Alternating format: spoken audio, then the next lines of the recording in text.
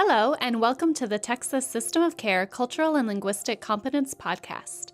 My name is Shannon Moreno, and I'm the CLC, or Cultural and Linguistic Competence Specialist with Texas System of Care. This podcast is devoted towards how to work with specific populations within your local system of care community and ensure that you're providing services that are culturally and linguistically appropriate.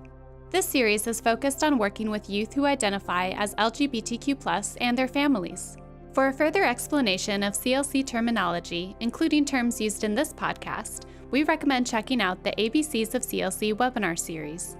We continue the conversation with Sarah Kapostasy, Clinical Services Director at Out Youth in Austin, Texas. So Sarah, when folks are trying to initially figure out programming and service delivery and kind of the nuts and bolts, behind the scenes, strategic planning, development, all that good stuff, how can they make sure that they're structuring things in such a way that they really are being inclusive of all communities and making sure that things are set up in a way to honor all communities as well? Yeah. One thing I think it's important to talk about and address is in terms of kind of service delivery and when you're designing programs. And, I've had the benefit of course, being an individual clinician, but also sort of working within agencies and thinking about programs and, other ways to meet the needs of populations. Now it's the LGBTQ+ population. So one thing I just want to advocate for is if you're designing programs for a particular group of individuals and you want to know what they need, ask them. And, really tap into folks in the community that are already doing the work. This is something that really struck me as we were putting together this recent educational conference. I've mentioned it a couple times during the podcast. So we had a conference here in Austin around better service delivery and cultural responsiveness for mental health and medical providers specific to the trans community. And in the process of sort of building a coalition around that and putting the conference together, I was constantly reminded, gently and firmly, about the fact that, we were really building upon a lot of the advocacy and activism that trans-identified folks have been doing in this community for years. And, the importance of centering folks in that work and in those conversations while not also burdening them too much in terms of asking them to do all the work, especially on a volunteer basis, which is something sometimes members of marginalized communities are asked to do frequently.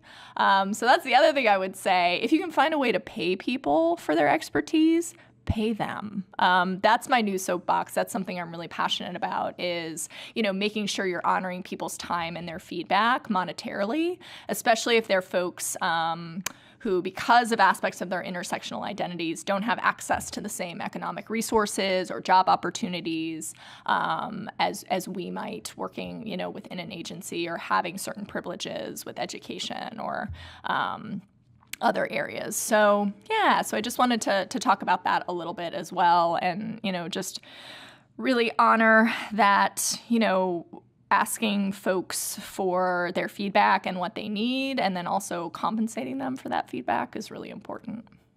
And kind of going off of what you were saying of actually tap into the community that you're trying to form these programs and these services for.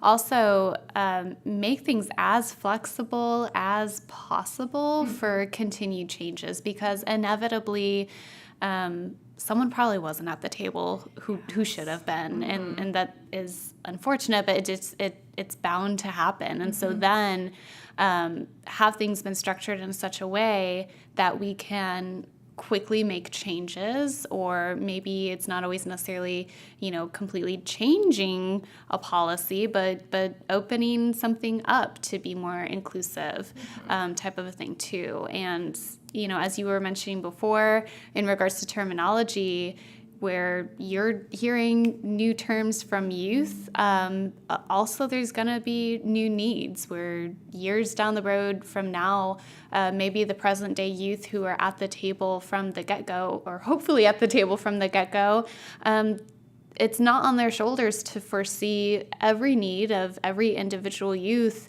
here going on forward type of a thing. So as much as possible, making things flexible to be responsive in the future as well. So we've gotten into a lot of different areas. Thank you so much again for your time, Sarah. One last thing I wanted to delve into is for folks listening to this, especially if they do not have a resource like Out Youth in their local community, or know of possibly different groups or organizations that exist in the local community, sometimes it can be overwhelming of like where to start, okay, I'm on board, I get it, there's a need, I have, professional responsibility to learn a little bit more. Where do I start? Can I just hop online and know that information is going to be accurate and true? That's kind of scary. Who do I talk to? Where do I go? And then how can I continue in my learning? And are there places of support for that continued learning? Right, absolutely. And I think, it's incredibly key just to own and acknowledge that as professionals, we're busy people, and, sometimes making research a priority. I'll use my I statements. I struggle with that even, especially if it's outside of kind of the population I work with day in, day out. But I would say, there's some generally good resources. Sometimes Googling can be a little bit frightening.